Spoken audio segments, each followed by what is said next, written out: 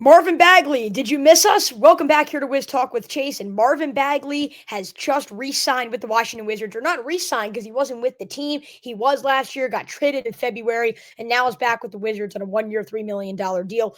Ben, I'm just going to go to you here. Ben Strober with us from Locked On Wizards. What stood out to you? What was your immediate reaction from the Marvin Bagley signing?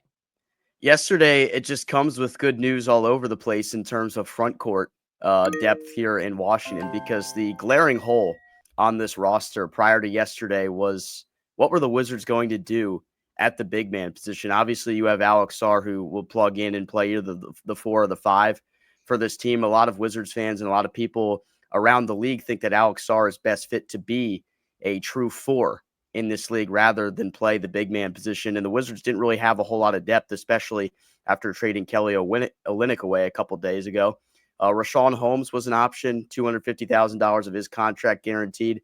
But now after they signed Tristan Vucevic back to a two-way deal and then get Marvin Bagley back yesterday, they have a lot more depth in the front court. So Bagley instantly kind of can slot in as your bench piece to come off there and play at the center position for you and give you some energy and some rebounding off the bench. Because obviously this is going to be another year of rebuilding here for the Wizards. That top 8 protected pick is something that Will Dawkins in this front office is not interested in losing at this point if you are the Washington Wizards. But you don't want to be out there getting outclassed on the glass every single night. You don't want to be out there losing by 30, go on multiple 16-game losing streaks like the team did last year. So most importantly, you get Marvin Bagley back, and he just gives you some resemblance of depth that you can have off your bench at the center position, kind of take the weight off the shoulders a little bit of Alex Sarr as he tries to develop here in year number 2.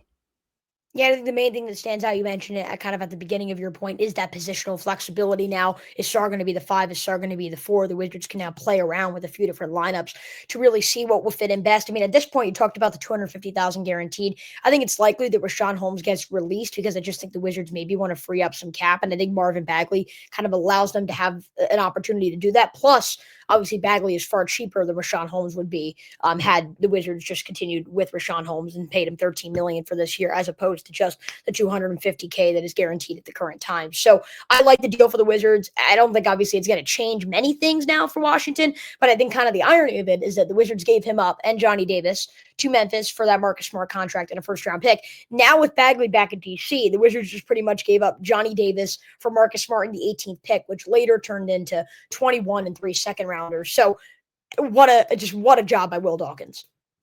Yeah, I mean, what more can you say about what he's been able to do with the situation he was handed here from the previous regime? Of course, the first move he had to make, getting off Bradley Beal's contract, and everything has really fallen into place. And the one thing that, as a Wizards fan, you could be super excited about with Dawkins is that every move is made with the future in mind. Everything is done, with a visionary approach. We're not making senseless moves anymore, things that aren't really relevant, like trading for washed up veterans like the previous regime used to do. Everything is being done with the set purpose, with the future in mind. And you can think back to a couple of other trades. The Wizards last week were able to land Cam Whitmore with 2 second-round picks going to Houston, and those picks were acquired in trades that this organization had made previously. So it kind of just shows that Will Dawkins is somebody that is a visionary, and he's able to think, critically about what they're exactly getting, the compensation that comes over within these picks, and how they're able to utilize that. Because before Dawkins was the GM here in Washington, I honestly had no idea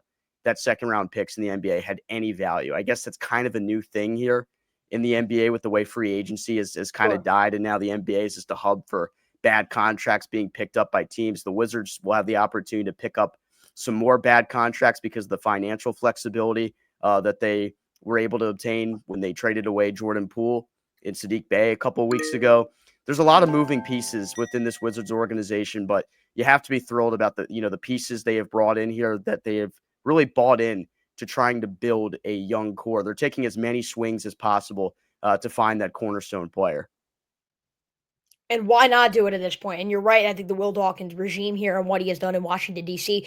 Right now, Corey Kispert is the only guy from the previous regime that is still in a Washington Wizards uniform. They're trying to blow up the mediocre disaster that was the Washington Wizards under their former management. Will Dawkins, I think, is starting to build a really good young core here in D.C. And Marvin Bagley kind of allows their number 2 pick in 2024, Alex Sarr, to work with some more things as well, as the Wizards also get cheaper instead of keeping Rashawn Holmes around. Ben Strober, thanks for joining us.